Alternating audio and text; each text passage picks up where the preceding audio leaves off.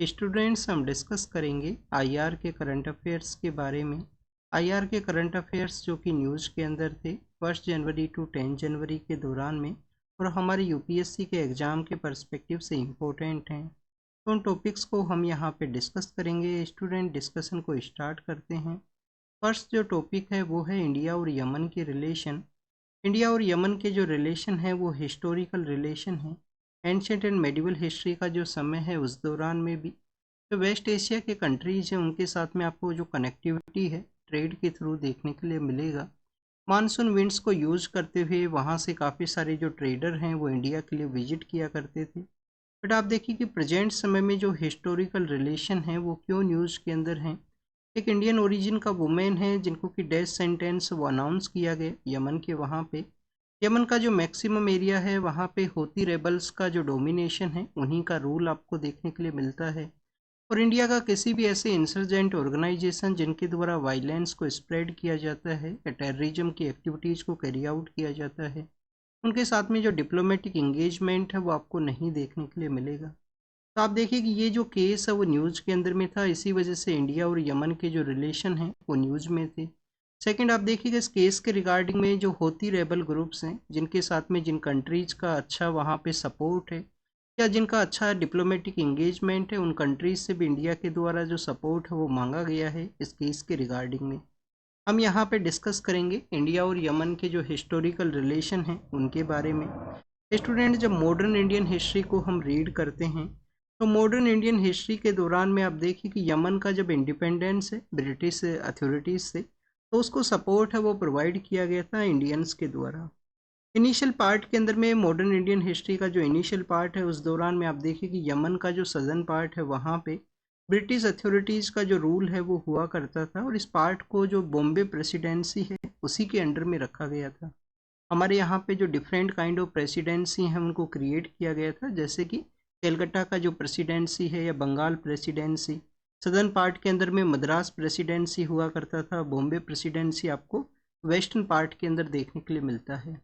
आप देखिए कि फिर उनको एक जगह कंट्रोल किया जाता है, एक जो प्रेसिडेंसी है उसको सुप्रीम बना दिया जाएगा, बाद में ऑल ओवर इंडिया का एक बॉडी है वो क्रिएट होता है। तो जो इनिशियल पार्ट है उस दौरान में जब बॉम्बे प्रेसिडेंसी हुआ करती थी तो सदर्न पार्ट ऑफ यमन का जो एरिया है वहाँ पे बॉम्बे प्रेसिडेंसी का ही रूल था। इंडियन रुपी वहाँ पे एज ए लीगल टेंडर के रूप से एक्सेप्ट है वो किया जाता था उस दौरान में। फिर स्टूडेंट्स, उसके लेटर फेज के अंदर में यमन के वहाँ पे एक इंडिपेंडेंस का जो मूवमेंट है वो स्टार्ट होता है। टू डिफरेंट सेक्शंस है वो वहाँ पे क्रिएट होते हैं 90s के समय में। जो बोथ सेक्शंस है वो मर्ज करते हुए रिपब्लिक ऑफ यमन है उसको क्रिएट है वो किया गया। यमन के कुछ ऐसे भी आइलैंड एरिया हैं जिसके अंदर आदेन का एरिया है, मोखा का एरिया है, कामरान आइलैंड्स हैं। ये कुछ ऐसे एरियाज है जहाँ पे आप देखिए कि एंशियंट समय से ही इंडियन जो पर्सन जो कि हज के लिए वहाँ पे विजिट किया करते थे। हज बेसिकली आप देखिए कि जो इस्लामिक रिलीजन है उसके अंदर में आपको एक सेक्रेड यात्रा है, सेक्रेड जो प्लेस है उनके विजिट के रिगार्डिंग में है। मक्का और मदीना वो प्लेस हैं जो कि western coast of Saudi Arabia के वहाँ पे सिचुएटेड हैं। तो बेसिकली आप देखिए कि ये जो रूट है यही रूट उस यात्रा के लिए हुआ करता है जिसके रेड सी के थ्रू वहाँ पे western coast of Saudi Arabia के लिए अप्रोच किया करते हैं पर्सन। तो यहाँ पे जो बेसिकली कुछ आइलैंड्स हैं जिसके अंदर आदेन का आइलैंड है, मोखा का आइलैंड है, कामरान आइलैंड है। इन आइलैंड्स का बेसिकली आप देखिए कि जो ट्रांजिट के रिगार्डिंग में ट्रांजिट पॉइंट के पर्सपेक्टिव से हज पिलग्रिमेज के दौरान में इसका यूज है वो किया जाता था। इन लोकेशंस को भी एक बार हम डिस्कस करेंगे क्योंकि लोकेशन जो हैं वो भी न्यूज़ के अंदर में थे। क्योंकि आप देखिए कि यहाँ पे आपको जो होती रेबल ग्रुप हैं जिनके द्वारा ईरान के द्वारा इनको सपोर्ट प्रोवाइड किया जाता है, और इजराइल का जब हमास और इजराइल का कन्फ्लिक्ट स्टार्ट होता है तो उस समय में होती रेबल ग्रुप्स के द्वारा रेड सी के एरिया से होने वाला जो ट्रेड है उसको टारगेट किया गया था। तो इस वजह से भी ये लोकेशन है वो न्यूज़ के अंदर में है। तो कंप्लीट इनको हम यहाँ पे डिस्कस करेंगे। नेक्स्ट आप देखिए कि ये बेसिकली वहाँ पे प्रोसेस है। होती रेबल ग्रुप्स के द्वारा 2014 के समय में वहाँ पे पावर है उसको कैप्चर किया जाता है। मैक्सिमम जो लार्जर एरिया है यमन का उसका जो कंट्रोल है वो किसके पास में है? होती रेबल ग्रुप्स के पास में है। ईरान के द्वारा इस ग्रुप का सपोर्ट है जिसको कि एक्सिस ऑफ रेजिस्टेंस का जो पार्ट है वो भी माना गया है इनके द्वारा। इजराइल को आप देखिए कि ये जो 3 रेबल ग्रुप्स हैं यहाँ पे जिनको कि हम 3H के रूप से याद रख सकते हैं। कौन कौन से रेबल ग्रुप हैं स्टूडेंट्स? गाजा स्ट्रिप का जो एरिया है वहाँ पे हमास नाम का एक रेबल ग्रुप है या इंसर्जेंट ऑर्गेनाइजेशन है। नेक्स्ट आप देखिए कि हजीबुल्ला नाम का जो ऑर्गेनाइजेशन जो कि नॉर्दर्न पार्ट ऑफ इजराइल के वहाँ पे आपको देखने के लिए मिलेगा, लेबनान के अंदर में।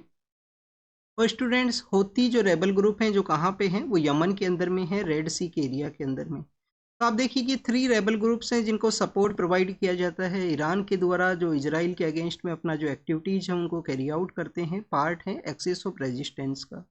2014 के समय होतीज के द्वारा पावर को कैप्चर कर लिया गया। पावर को कैप्चर किया गया तो इंडिया का किसी भी जिससे वायलेंट ऑर्गेनाइजेशन के साथ में जो डिप्लोमेटिक इंगेजमेंट है वो नहीं हुआ करता है। तो आप देखिए कि इंडिया का कोई ऑफिशियली जो टाइज है वो नहीं है प्रेजेंट समय में होती रेबल ग्रुप्स के साथ में। इंडिया को यहाँ पे सपोर्ट है वो प्रोवाइड किया गया है ईरान के द्वारा। ईरान के द्वारा कहा गया कि हमारे द्वारा जो मैक्सिमम पॉसिबिलिटीज़ है उसको कैरी आउट किया जाएगा इस केस के रिगार्डिंग में।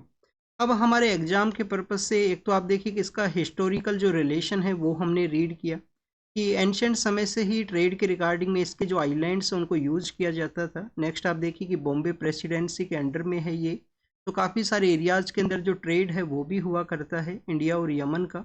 पीपल टू पीपल जो कॉन्टैक्ट है वो भी आपको देखने के लिए मिलेंगे।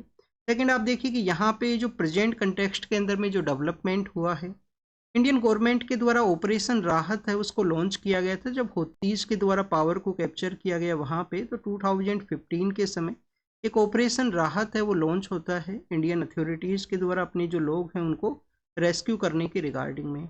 नेक्स्ट आप देखिए कि कोविड-19 के दौरान जो वैक्सीन जो इंडिया के द्वारा डेवलप किया गया उसको मैक्सिमम जो लीस्ट डेवलप कंट्रीज़ हैं, जो आप देखिए कि डेवलपिंग फेज के अंदर में है, उन कंट्रीज़ को सपोर्ट है वो इंडिया के द्वारा प्रोवाइड किया गया वैक्सीन का, जिसको कि हम वैक्सीन डिप्लोमेसी या वैक्सीन मैत्री का जो नाम है वो भी दिया गया था। तो कोविड-19 का जो वैक्सीन डोजेज हैं वो यहाँ पे प्रोवाइड किया गया है इंडियन अथॉरिटीज़ के द्वारा यमन को वहाँ पे। नेक्स्ट आप देखिए कि कुछ ऐसे इंटरनेशनल ऑर्गेनाइजेशन है जिसका भी पार्ट है यमन। तो फर्स्ट स्टूडेंट्स यहाँ पे बताया गया है कि यमन जो पार्ट है गल्फ कोऑपरेशन काउंसिल का है। आप देखिए कि 2006 के समय में गल्फ कोऑपरेशन काउंसिल के अंदर में एंट्री के रिगार्डिंग में इनके द्वारा बताया गया था, बट अभी इनको ऑफिशियली जो एंट्री है वो नहीं मिला है। ऑफिशियली जो एंट्री है वो नहीं है, ये जो स्टेटमेंट है वहाँ यहाँ पे इनकरेक्ट है। नेक्स्ट आप देखिए अरब लीग का पार्ट है, ऑर्गेनाइजेशन ऑफ इस्लामिक कंट्रीज है उनका ये पार्ट है, और इसके अलावा यमन के द्वारा पार्टिसिपेट किया जाता है। नॉन अलाइनमेंट मूवमेंट का जो मीटिंग है उसके रिगार्डिंग में। नॉन अलाइनमेंट मूवमेंट आप देखिए कि वर्ल्ड जब 2 ब्लॉक्स के अंदर में डिवाइड था तो इंडियन जो लीडर्स हैं उस दौरान में उनके द्वारा इसको क्रिएट किया गया था। पर प्रेजेंट समय में इसका जो रिलेवेंस है वो आपको नहीं देखने के लिए मिलेगा, काफ़ी कम रिलेवेंस है इसका। इसको एज ए प्लेटफॉर्म के रूप से भी आप देखिए कि नहीं यूज किया जाता है मैक्सिमम कंट्रीज के द्वारा, जिससे कि अपना वॉइस है उसको रेज किया जा सके किसी भी इश्यू के रिगार्डिंग में।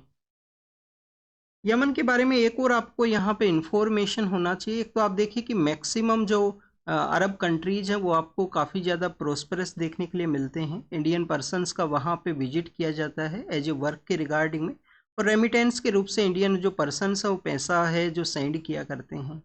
बट आप देखिए कि यमन जो अरब कंट्रीज हैं उनमें one of the poor country आपको देखने के लिए मिलेगा, one of the poor country है। इसका एक पोर्ट है स्टूडेंट्स, जो वेस्टर्न पार्ट है यमन का, वहाँ पे एक पोर्ट है जिसको कि होदेदहा पोर्ट के नाम से जाना करते हैं। उस पोर्ट के ऊपर में जो कंट्रोल है वो होती रेबल ग्रुप्स का है। होती रेबल ग्रुप्स के द्वारा जब इजराइल और हमास का कन्फ्लिक्ट स्टार्ट होता है 7 अक्टूबर 2023 के समय में, तो उसके लेटर फेज के अंदर में रेड सी के एरिया के अंदर में जो ग्लोबल ट्रेड है उसको डिस्टर्ब है वो किया गया था। अब आप देखिए कि हमने यहाँ पे ग्लोबल ट्रेड के पर्सपेक्टिव से रीड किया है, क्योंकि आप देखिए कि जो स्वेज कैनाल का एरिया है इसके जो नॉर्दर्न पार्ट के अंदर में साइनाई पेनिनसुला है या सिनाई पेनिनसुला है इजिप्ट का, जहाँ पे स्वेज कैनाल है वो इस्टेब्लिश है। तो आप देखिए कि स्वेज कैनाल के थ्रू ही जो ईस्टर्न पार्ट ऑफ ग्लोब है उसका जो ट्रेड है वो पास होता है जो यूरोप के साथ में कनेक्टिविटी के रिगार्डिंग में। तो इस एरिया के अंदर में जो भी आने वाला ट्रेड है उनको अटैक किया गया था होती रेबल ग्रुप्स के द्वारा, इंडियन अथॉरिटीज़ के द्वारा या इंडियन नेवी के द्वारा। ऑपरेशन संकल्प है उसको लॉन्च किया गया था। किसको लॉन्च किया गया था स्टूडेंट्स? ऑपरेशन संकल्प को लॉन्च किया गया, अपना जो ट्रेड है उसको यहाँ पे प्रोटेक्ट करने के पर्सपेक्टिव से। ऑपरेशन संकल्प के अंदर में काफ़ी सारा जो ट्रेड का वेसल्स है उनको यहाँ पे सपोर्ट है वो इंडियन नेवी के द्वारा प्रोवाइड किया गया। नेक्स्ट आप देखिए कि गल्फ ऑफ आदेन के रिगार्डिंग में यहाँ पे मेंशन है, यहाँ पे फोटो के अंदर शो किया गया है। ये रेड सी का एरिया है, तो Red Sea and Gulf of Aden को जो कनेक्ट करने वाला स्ट्रेट है उसके बारे में आपको जानकारी होना चाहिए। यहाँ पे वो कौन सा स्ट्रेट है स्टूडेंट्स? स्ट्रेट का जो नेम है वो है बेब अल मंदाब, बेब अल मंदाब। आप देखिए कि इसका जो वेस्टर्न पार्ट है, अरेबियन जो पेनिनसुला का जो वेस्टर्न पार्ट है, यहाँ पे बेब अल मंदाब है। ईस्टर्न पार्ट के अंदर में कौन सा स्ट्रेट है? स्ट्रेट ऑफ हॉर्मूज है, जो गल्फ ऑफ ओमान को कनेक्ट करता है किसके साथ में? पर्शियन गल्फ के साथ में। जहाँ पे आप देखिए कि काफ़ी सारे जो कंट्रीज हैं वो सिचुएटेड हैं पर्शियन गल्फ के एरिया के अंदर, अपना एरिया है वो शेयर करते हैं अरब कंट्रीज। नेक्स्ट स्टूडेंट्स, ये तो हमने लोकेशन के रिगार्डिंग में यहाँ पे डिस्कस किया कि बेब अल मंदाब नाम का जो स्ट्रेट है वो किसको कनेक्ट करता है? रेड सी और गल्फ ऑफ आदेन को कनेक्ट करता है। अब आपको यहाँ पे एक रेड सी के बारे में मेंशन किया गया है, तो रेड सी के साथ में एरिया शेयर करने वाले जो कंट्रीज हैं उसके बारे में भी आपको जानकारी होना चाहिए। रेड सी के साथ में आप देखिए कि कौन कौन से कंट्री हैं वो एरिया शेयर करते हैं। स्टूडेंट्स, फर्स्ट यहाँ पे इजिप्ट नाम का जो कंट्री है, इजिप्ट, जहाँ पे जिसका कि साइनाई पेनिनसुला है, स्वेज कैनाल उसका एक इम्पोर्टेंट रेवेन्यू का सोर्स है, जो ट्रेड वहाँ से पास होता है, रेवेन्यू उसके थ्रू जनरेट होता है इजिप्ट का। तो स्टूडेंट्स, इजिप्ट है। इजिप्ट के बाद में सदर्न पार्ट के अंदर में आपको सूडान नाम का जो कंट्री है वो आपको देखने के लिए मिलेगा। फिर आप देखिए कि जिबूती नाम का जो कंट्री है, जिबूती, जहाँ पे चाइना का जो बेस है वो सिचुएटेड है, काफ़ी सारे कंट्रीज का बेस है वो सिचुएटेड है इस हॉर्न ऑफ अफ्रीका के रीजन के अंदर में। अपने ट्रेड को सेफ एंड सिक्योर पास करवाने के रिगार्डिंग में जो बेस है उसको भी सेटअप किया गया है, क्योंकि इस हॉर्न ऑफ अफ्रीका के रीजन के अंदर में आपको सी पायरेसी के जो इश्यूज हैं या समुद्री जो लुटेरे हुआ करते हैं उनके द्वारा आप देखिए कि काफ़ी सारा जो ट्रेड है उसको डिस्टर्ब है वो किया जाता है। तो जिबूती है। जिबूती के अलावा स्टूडेंट्स यहाँ पे सऊदी अरेबिया है। सऊदी अरेबिया का ये जो पार्ट है वो अपना एरिया शेयर करता है इसी रेड सी के साथ में। सऊदी के अलावा स्टूडेंट्स यमन है। यमन का ये पार्ट है, आप देखिए कि जहाँ पे उनका होदेदाहा पोर्ट है वो सिचुएटेड है, जो कि होती रेबल ग्रुप्स के द्वारा कैप्चर है उसको किया गया है। यमन के अलावा स्टूडेंट्स इरिट्रिया नाम का जो कंट्री है, जो कि हॉर्न ऑफ अफ्रीका का ही पार्ट है, वो भी अपना एरिया है वो शेयर करता है। अदर कंट्री है स्टूडेंट्स इरिट्रिया। इरिट्रिया के अलावा आप देखिए कि टू अदर और कंट्रीज हैं जो गल्फ ऑफ अकाबा, जो इजराइल एंड जॉर्डन नाम के जो कंट्री हैं। इजराइल आप देखिए कि नॉर्दर्न पार्ट के अंदर में है, कम्प्लीटली एक्सटेंशन है। यहाँ से एक आपको जो बेसिकली आप देखिए कि वाटर बॉडी है वो देखने के लिए मिलेगा, जिसको कि हम Gulf of Aden, Gulf of Aqaba के नाम से जानते हैं। Gulf of Aqaba, Gulf of Aqaba के थ्रू कनेक्टिविटी किसका है? इजराइल का कनेक्टिविटी है और जॉर्डन का कनेक्टिविटी है रेड सी के साथ में। तो ये कुछ ऐसे कंट्रीज हैं जो कि रेड सी के साथ अपना एरिया है वो शेयर करते हैं। अब हमने यहाँ पे डिस्कस किया है स्टूडेंट्स सऊदी अरेबिया के बारे में। तो सऊदी अरेबिया का कुछ यहाँ पे जो सिटीज़ हैं वो भी अपना एरिया है वो शेयर करते हैं रेड सी के साथ में। जिसमें हम देखिए कि हमने यहाँ पे एक जो ऑर्गेनाइजेशन डिस्कस किया जिसका कि पार्ट है यमन, organisation of Islamic countries. Organisation of Islamic countries जो ये ऑर्गेनाइजेशन है, इसका जो हेडक्वार्टर है वो कहाँ पे है? जेद्दा नाम का एक सिटी है, जेद्दा नाम का एक सिटी है सऊदी अरेबिया का। तो वहाँ पे इनका जो हेडक्वार्टर है वो सिचुएटेड है, जो कि western coast of Saudi Arabia के अंदर में है। गल्फ कोऑपरेशन काउंसिल के बारे में अब हमने यहाँ पे डिस्कस किया, जिसके कि 6 कंट्रीज हैं जो मेंबर हैं। और आप देखिए कि कौन सा कंट्री है वो मेंबर नहीं है, यमन उसका जो मेंबर है वो नहीं है। 6 कंट्रीज के बारे में अगर हम डिस्कस करें तो स्टूडेंट्स बहरीन है, बहरीन है, बहरीन के अलावा कुवैत है, बहरीन के अलावा कुवैत है। फिर आप देखिए कि यहाँ पे ओमान है, यहाँ पे ओमान है, कतर है, ओमान है, कतर है, सऊदी अरेबिया है, सऊदी अरेबिया है, और सऊदी अरेबिया के अलावा स्टूडेंट्स यूनाइटेड अरब अमीरात है। तो ये 6 कंट्रीज हैं जो उसके मेंबर हैं किसके?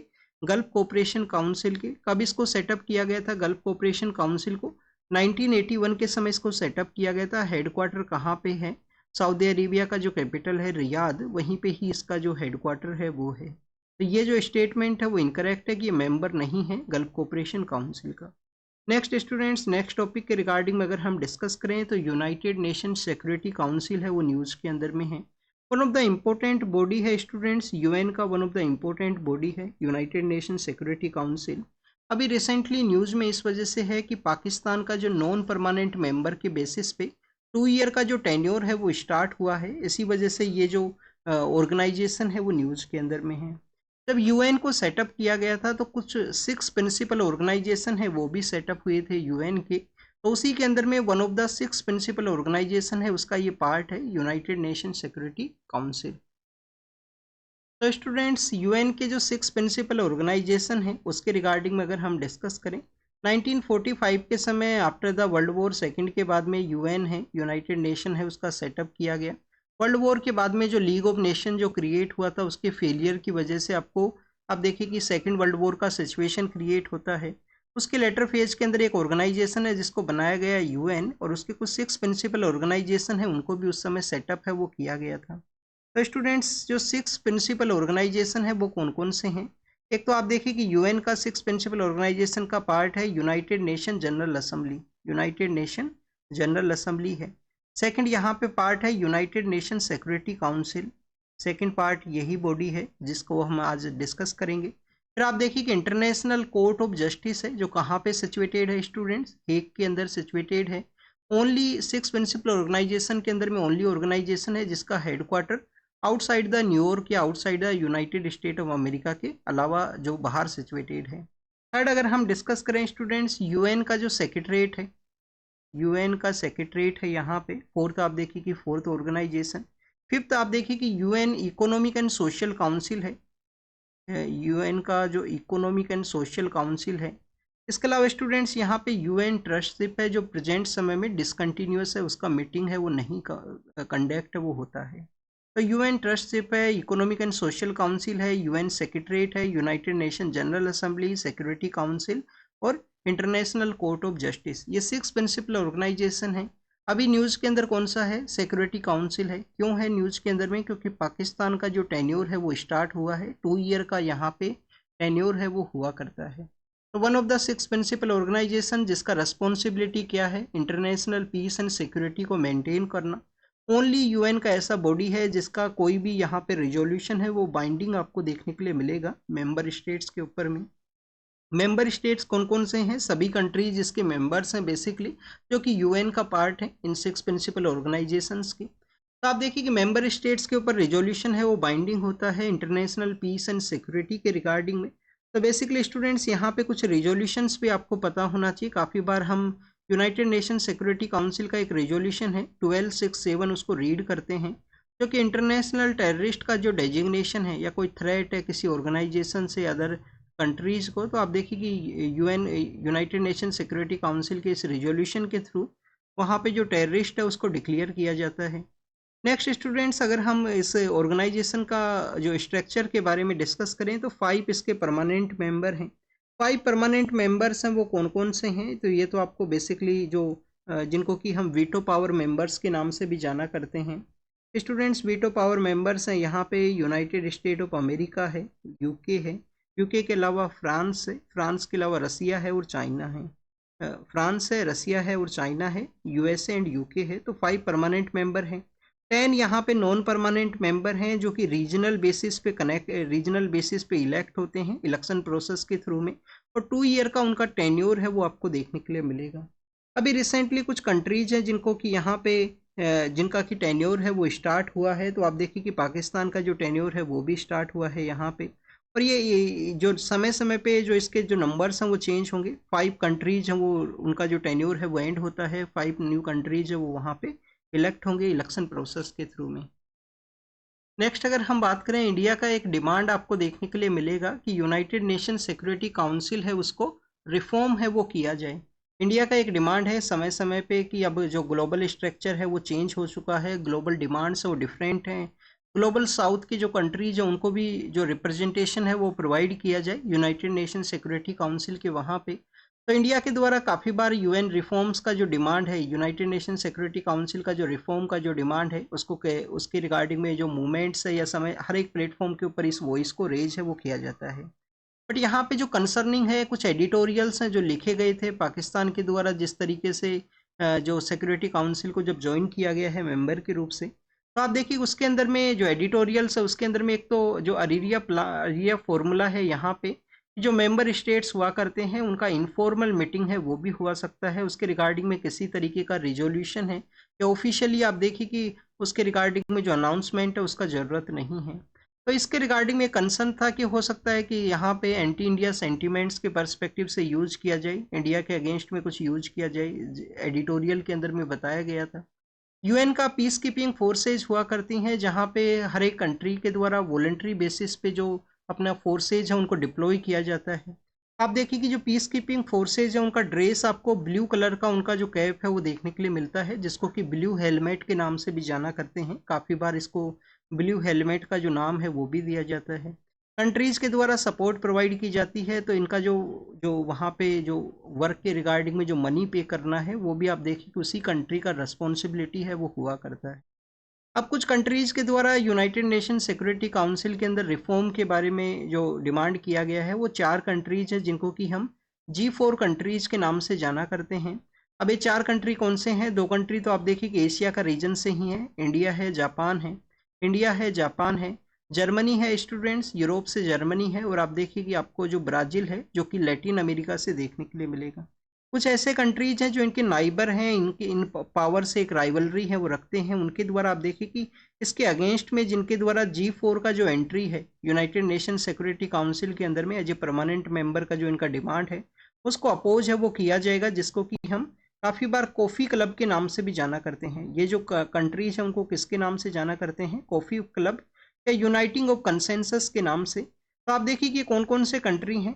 इटली एंड स्पेन नाम की जो कंट्री हैं जिनके द्वारा आप देखिए कि जर्मनी का जो एंट्री है उसको अपोज किया जाएगा, पाकिस्तान के द्वारा इंडिया का एंट्री है उसको अपोज किया जाता है, रिपब्लिक ऑफ कोरिया के द्वारा जापान का जो एंट्री है उसको अपोज किया जाता है, और ब्राज़ील का जो एंट्री है उसको अपोज किया जाता है अर्जेंटीना, मैक्सिको और वेनेजुएला के द्वारा। ये लैटिन अमेरिका के ही कंट्री हैं। अब स्टूडेंट्स ये तो बेसिकली आप देखिए कि यहाँ पे सिक्योरिटी काउंसिल का जो रिफॉर्म का डिमांड है और जो यहाँ पे फॉर्मूला है जिसके अंदर में इनफॉर्मल मीटिंग हुआ करती हैं। आपसे क्वेश्चन पूछा जा सकता है एग्जाम के अंदर में कि एरिया फॉर्मूला है वो न्यूज के अंदर में है, टर्म है एरिया फॉर्मूला, तो ये किसके रिलेटेड है? इन इनफॉर्मल जो मीटिंग्स हुआ करती हैं सिक्योरिटी काउंसिल के मेंबर्स का, तो उसके रिगार्डिंग में है। क्या इंडिया भी क्या नॉन परमानेंट मेंबर है वो इलेक्ट हुआ है सिक्योरिटी काउंसिल का? तो students around the 8 times India का जो मेंबरशिप है वो मिला है, समय समय पे इंडिया भी नॉन परमानेंट मेंबर है वो इलेक्ट हुआ है सिक्योरिटी काउंसिल का। और काफ़ी सारे जो रिफॉर्म्स हैं, टेररिज्म को डेजिग्नेट करना, टेररिज्म के रिगार्डिंग में जो इनिशिएटिव्स हैं उनको कैरी आउट करना, रेजोल्यूशंस को प्रपोज करना, तो इंडिया का हमेशा आपको जो सिक्योरिटी काउंसिल के अंदर जो मेन वर्क है वो देखने के लिए मिलेगा कि आप देखिए कि हमारा काफ़ी सारा ऐसा एरिया है जो टेररिज्म से इम्पैक्ट है वो हुआ है 90s के एरा के समय में। प्रेजेंट समय में ग्लोबल प्लेटफॉर्म्स को इंडिया के द्वारा यूटिलाइज किया जाता है इस तरीके से अपना जो वॉइस है उसको रेज करने के रिगार्डिंग में। तो नेक्स्ट आप देखिए कि नेक्स्ट जो न्यूज़ है वो इंडिया और कतर के बारे में है। इंडिया और कतर का जो रिलेशन है वो क्यों न्यूज़ के अंदर में था? स्टूडेंट्स हमारे जो मिनिस्टर ऑफ एक्सटर्नल अफेयर हैं उनके द्वारा, जो हमारे एस जयशंकर सर हैं उनके द्वारा दोहा का जो विजिट है उसको कैरी किया गया। अभी हमने पर्शियन गल्फ के बारे में रीड किया है। ये आप देखिए कि यहाँ पे जो गल्फ ऑफ ओमान है वो सिचुएटेड है, यहाँ पे जो गल्फ ऑफ ओमान है वो सिचुएटेड है। इसको जो कनेक्ट करने वाला जो स्ट्रेट है उसको किस नाम से जाना करते हैं students? Straight of Hormuz, straight of Hormuz के नाम से जाना करते हैं। और जो अरेबियन पेनिनसुला का जो वेस्टर्न पार्ट है जो कि अभी हमने यमन के रिगार्डिंग में रीड किया, उस वहाँ पे जो स्ट्रेट है उसका क्या नेम है स्टूडेंट्स? बेबल मंदेब है। तो आप देखिए कि कतर के वहाँ पे विजिट के दौरान में कुछ बायलेटरल जो टाइज हैं उसके रिगार्डिंग में डिस्कशन है। हमारे कुछ नेवल के जो रिटायर्ड पर्सन हैं जिनको कि वहाँ पे कन्विक्ट किया गया था केस के अंदर में, बाद में आप देखिए कि पार्डन वहाँ पे प्रोवाइड किया गया। इस वजह से भी कतर और इंडिया के जो रिलेशन है वो न्यूज़ के अंदर में थे। और स्टूडेंट्स जल्दी हमारे जो पॉलिटिकल लीडर्स हैं, वहाँ के जो लीडर हैं वो इंडिया के लिए आ सकते हैं, कतर के जो लीडर हैं। तो उसके रिगार्डिंग में ये जो इंडिया कतर के जो रिलेशन है वो न्यूज़ के अंदर में है। कतर के बारे में जब भी इंफॉर्मेशन मेंशन किया जाता है, एक तो आपको कतर का जो लोकेशन है वो पता होना चाहिए। पर्शियन गल्फ के अंदर में यहाँ पे जो कतर है वो सिचुएटेड है। किसके रिगार्डिंग में जाना जाता है ये कंट्री जाना जाता है स्टूडेंट्स बेसिकली इनके द्वारा जिस तरीके से जो लिक्विड नेचुरल गैस है, लिक्विड पेट्रोलियम गैस है, उसके प्रोडक्शन के पर्सपेक्टिव से India one of the important इनका जो एलपीजी और एलएनजी का जो इम्पोर्टेंट एक्सपोर्ट का जो डेस्टिनेशन है वो रहा है। इंडिया का अराउंड द 54% जो लिक्विड नेचुरल गैस है, लिक्विड पेट्रोलियम गैस का जो डिमांड है वो फुलफिल होता है कतर से ही। तो आप देखिए कि हमारा जो फर्टिलाइजर सेक्टर है, हमारा जो यहाँ पे जो नेचुरल गैस का जो डिमांड है रिन्यूएबल एनर्जी या क्लीन एनर्जी की रिगार्डिंग में, तो उन सभी को जो फुलफिल करने के अंदर में कतर का एक इम्पोर्टेंस है यहाँ पे। ट्रेडिशनल जो हमारे बाइलेटरल टाइज हैं ट्रेड के रिगार्डिंग में, ओवर द ईयर्स उसके अंदर में आप देखिए कि इंक्रीज है वो हुआ है इंडिया और कतर का जो ट्रेड है। डिफेंस कोऑपरेशन एग्रीमेंट हमने 2008 के समय ही साइन किया था, जिसके अंदर में वहाँ पे जो मिलिट्री है नेवल मिलिट्री को ट्रेंड किया जाता है इंडिया के द्वारा, और नेवल का जो एक्सरसाइज है वो आपको देखने के लिए मिलेगा। फॉर्मल आप देखिए कि नेवल ऑफिसर्स जो वहाँ पे कन्विक्टेड हैं स्पाइंग के रिगार्डिंग में, तो उनको पार्डन है वो प्रोवाइड किया गया कतर के द्वारा। पार्डन प्रोसेस बेसिकली हुआ क्या करता है कि कंप्लीटली आपका जो पनिशमेंट है उसको आप देखिए कि रिमूव कर दिया जाए, तो वो पार्डन का प्रोसेस है। इसके अंदर भी डिफरेंट डिफरेंट पार्ट्स हुआ करते हैं, जिस किसी के अंदर में आप देखिए कि रेमिशन है, आपका जो टाइम पीरियड है उसको रिड्यूस कर दिया जाएगा, पनिशमेंट उसी तरीके से रहेगा। रेस्पाइट है, इसमें आप देखिए कि डिफरेंट टाइप्स हैं, ये आपको पता होना चाहिए। इंडियन कॉन्स्टिट्यूशन के अंदर में पार्डन का जो प्रोसेस है वो कहाँ पे मेंशन है, आर्टिकल 72 के अंदर में पार्डन प्रोसेस के बारे में मेंशन किया गया है इंडियन कॉन्स्टिट्यूशन के अंदर में। और प्रेसिडेंट को जो पार्डन का जो पावर है वो दिया गया है, प्रेसिडेंट को पार्डन का पावर है। कतर का लोकेशन हमने देखा, इंपोर्टेंस हमने देखा, और आप देखिए कि बाइलेटरल टाइज हैं, ओवर द ईयर जो ट्रेड है वो इंक्रीज हुआ है। नेक्स्ट स्टूडेंट्स आप देखिए कि ये इंडिया के रिगार्डिंग में इंपॉर्टेंट नहीं है, बट रसिया का जो गैस ट्रांजेक्शन का जो एरियाज है वो न्यूज में थे।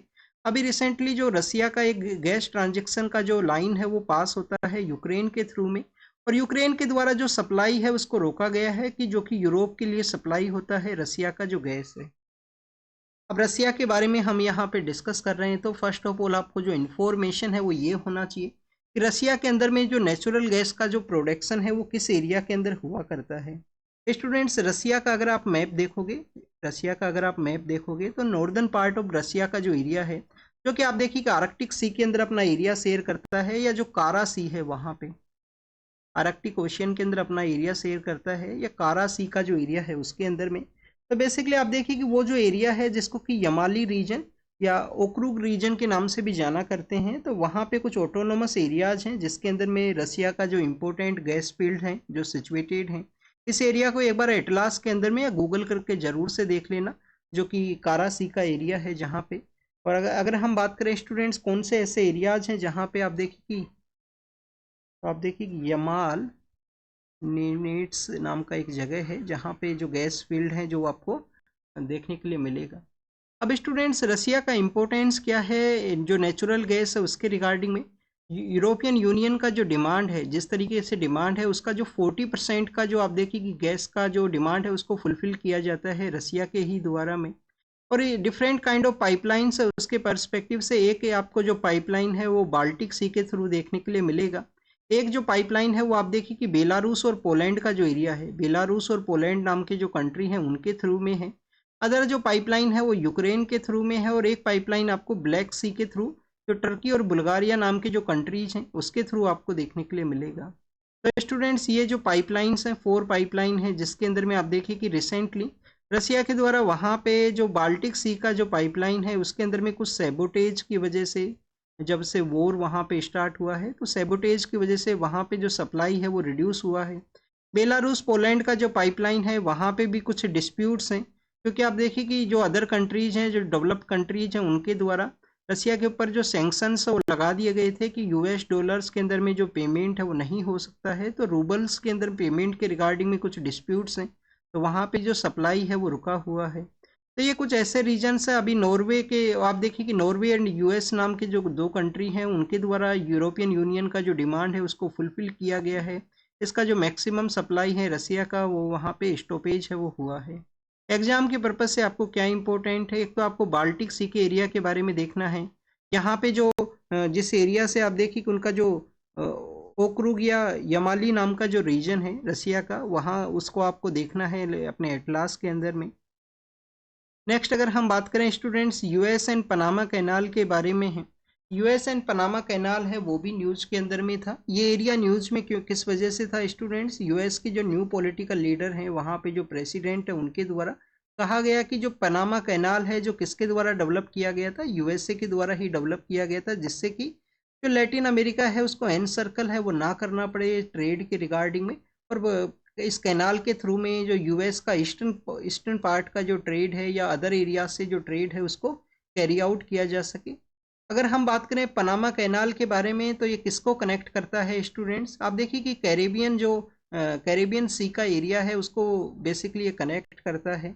कैरेबियन सी को किसके साथ में कनेक्ट करता है, पैसिफिक सी के साथ में। क्या हो सकता है आपसे ऑप्शन के अंदर में ये भी पूछ लिया जाए कि अटलांटिक जो ओशियन है उसको कनेक्ट करता है पैसिफिक ओशियन के साथ में, तो यस स्टूडेंट्स, ये अटलांटिक एंड पैसिफिक है उसको भी ये कनेक्ट करता है। पनामा कैनाल है वो सिचुएटेड है पनामा नाम का जो कंट्री है, जो कि कहाँ पे है, सेंट्रल अमेरिका के अंदर में है पनामा नाम का जो कंट्री है। कैनाल आप देखिए कि 82 किलोमीटर का एक लॉन्ग स्ट्रेटजिक वाटरवे है जो कनेक्ट करता है पैसिफिक को अटलांटिक ओशन के साथ में। यहाँ आपसे क्वेश्चन ये भी हो सकता है कि जो कैरेबियन जो सी है वो भी यहाँ पे इसका पार्ट है। पनामा बेसिकली इंडिपेंडेंट है कोलंबिया से। यूएस प्रेसिडेंट के द्वारा एक डील है उसको सिक्योर किया जाता है कि ये जो 60 किलोमीटर का जो लैंड एरिया है जो कि यूएस को ग्रांट किया गया था, अब आप देखिए कि उसको लेटर फेज के अंदर में एक्सचेंज है वो भी कर दिया गया था, पनामा को जो कंट्रोल है वो दे दिया गया। बट वहाँ पे यूएस के कुछ कंसर्न्स हैं, एंटी यूएस के जो कंट्रीज हैं, जिसमें कि आप देखिए कि चाइना नाम का जो कंट्री है, तो चाइनीज कंपनीज का जो डोमिनेशन है वो वहाँ पे स्टार्ट हुआ ओवर द ईयर्स। तो उसी को देखते हुए यूएस अथॉरिटीज़ के द्वारा अब इसको वापस से जो बैक लेने का जो इनिशिएटिव है उसको स्टार्ट किया गया है।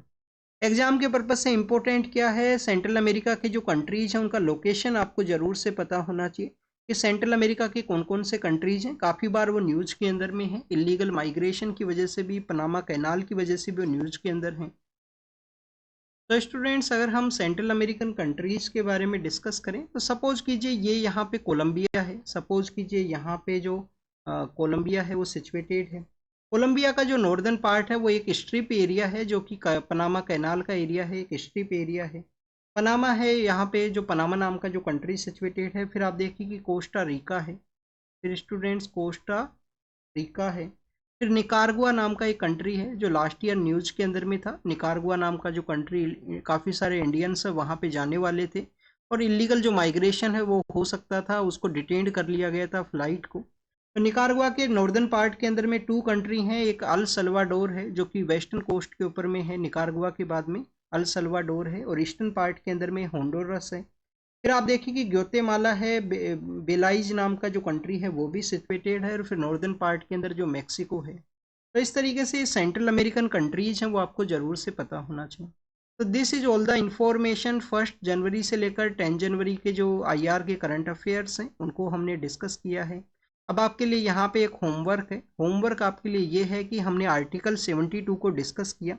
तो आर्टिकल 72 के अंदर में डिफरेंट काइंड ऑफ जो पार्डन प्रोसेस है, 5 काइंड ऑफ पार्डन प्रोसेस है। एक तो आप देखिए कि पार्डन है, रेमिशन है, और भी अदर पार्ट्स हैं, तो वो आपको कमेंट सेक्शन के अंदर बताना है वो कौन कौन से हैं। तो thank you students, thank you very much.